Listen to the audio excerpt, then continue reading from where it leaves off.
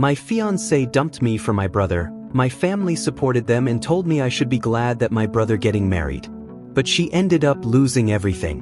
When brother lost family inheritance because of his gambling habit, now she begging me to take her.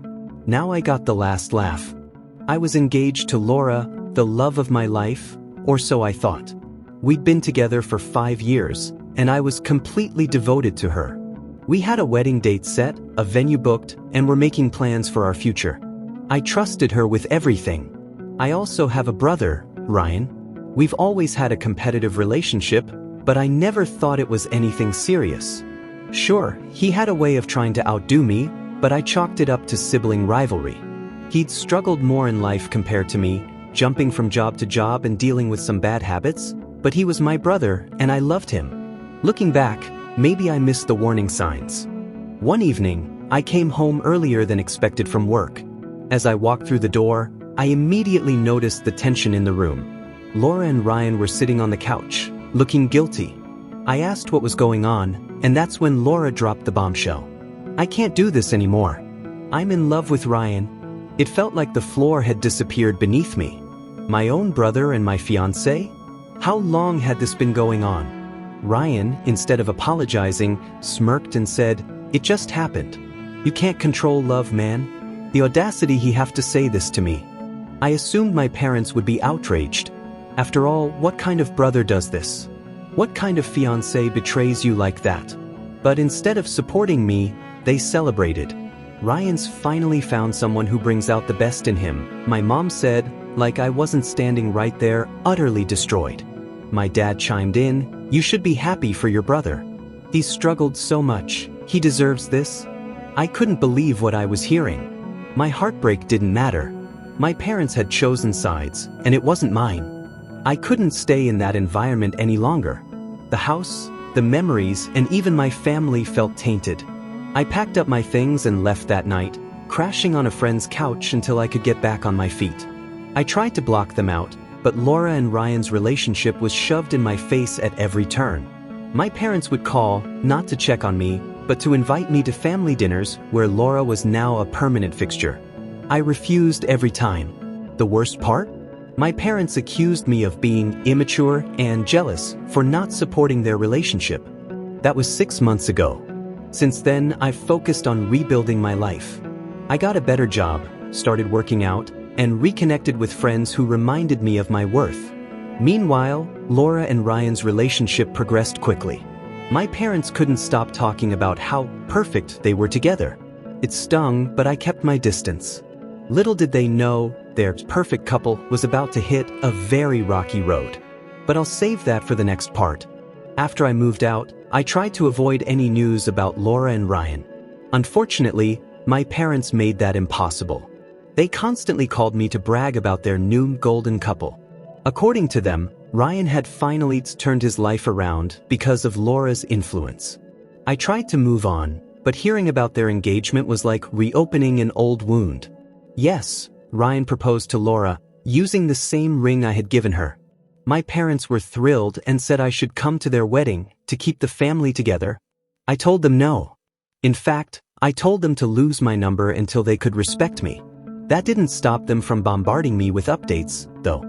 One day, I got a call from my uncle, one of the few family members still on my side. He told me something that shocked me. My grandparents' inheritance had been distributed, and Ryan had received the bulk of it.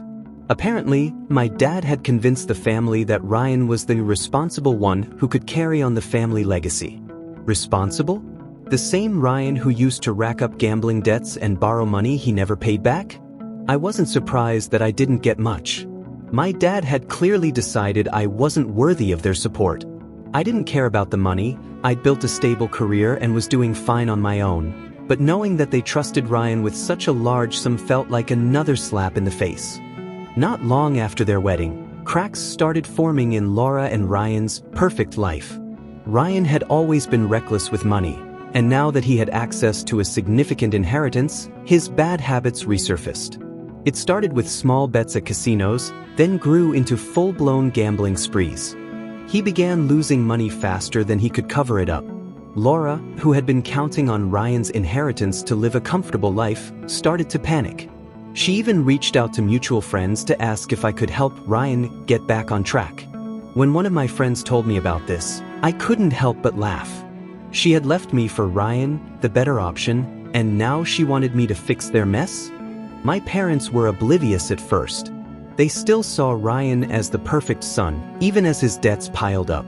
But when the family's lawyers informed them that the inheritance was almost gone, they couldn't ignore it anymore. The drama hit a boiling point when Ryan sold a piece of land my grandparents had intended to keep in the family. That land had sentimental value, and when my parents found out, they were furious. Suddenly, the golden boy wasn't so golden anymore. My dad yelled at Ryan for being irresponsible, and my mom cried about how he had betrayed the family's trust. Meanwhile, I sat back and watched the chaos unfold. I wasn't involved, but I couldn't deny the satisfaction of seeing karma do its work. The cherry on top? Laura showed up at my workplace one day. She looked tired and worn out, nothing like the confident woman who had walked out on me. She begged me to hear her out, saying she'd made a mistake and that she realized I was the one she should have been with all along. I cut her off. "You chose my brother over me. You made your bed, now lie in it." She started crying, claiming Ryan had become distant and reckless and that their marriage was falling apart. She even tried to blame me, saying, "If you'd just been there to help him, none of this would have happened." I couldn't believe the audacity. I told her to leave and never contact me again. After Laura showed up at my workplace begging for a second chance, I thought I'd seen the peak of their downfall. I was wrong. Ryan's gambling habits spiraled out of control. He started borrowing money from shady lenders to keep up with his addiction. When he couldn't pay them back, they started showing up at my parents' house. My dad was furious, but instead of holding Ryan accountable, he tried to cover for him, using his own retirement savings to pay off some of the debts. But that wasn't enough. The lenders kept coming, and my parents were forced to sell their car to keep the peace. Meanwhile, Ryan refused to stop gambling, claiming he was just one big win away from fixing everything. Laura, who had been counting on a cushy life with Ryan, finally snapped. She confronted him about his gambling, but instead of apologizing, Ryan blamed her for distracting him and stressing him out. Their marriage fell apart right in front of my parents, with Laura threatening to leave him if he didn't change. My mom, who had once praised Laura as the perfect partner for Ryan, suddenly turned on her. She accused Laura of being a gold digger who only cared about the inheritance. Laura didn't take it quietly, firing back that my parents had coddled Ryan his entire life and created this mess. For the first time, my parents were forced to face the consequences of their favoritism. They tried to play peacemakers, but it was too late. A few weeks later, I got another knock on my door. It was Laura again, but this time she looked even more desperate. "I left him," she said, her voice shaking. "I can't do it anymore. He's ruined everything, and your parents won't stop blaming me for it." She begged me to take her back, promising that she'd changed and that she regretted everything. She even tried to appeal to our history together, saying, "We had something real. Don't let what happened ruin that." I let her finish, then calmly told her, "You didn't just betray me, you made a choice. You chose my brother, my family turned their backs on me for you, and now you want me to fix the mess you helped create? I deserve better, and I'm not going back." Her tears didn't move me. She left, and I haven't heard from her since. Here's where things get interesting. My grandparents, who had originally left most of their inheritance to Ryan, weren't as unaware of the family drama as we thought. Before their passing, they had created a trust fund in my name, separate from the main inheritance. The trust had a clause. It couldn't be accessed until I turned 30, which happened just a few months ago. When I learned about it, I was stunned. My grandparents had left me a significant amount of money, ensuring I'd be financially secure no matter what happened with the rest of the family. When my parents found out, they were livid. My dad demanded I share the money with Ryan to help him get back on his feet. My mom tried to guilt-trip me, saying, "We're family, and families help each other." I refused. I told them that Ryan had already squandered his chance, and I wasn't going to bail him out. Ryan is still drowning in debt, and my parents have gone no contact with me because I wouldn't save him. They're too busy trying to pick up the pieces of their own financial mess to bother with me. As for me, I've moved on. I used part of the trust fund to buy a house and start my own business. I've built a life I'm proud of, surrounded by people who genuinely support me.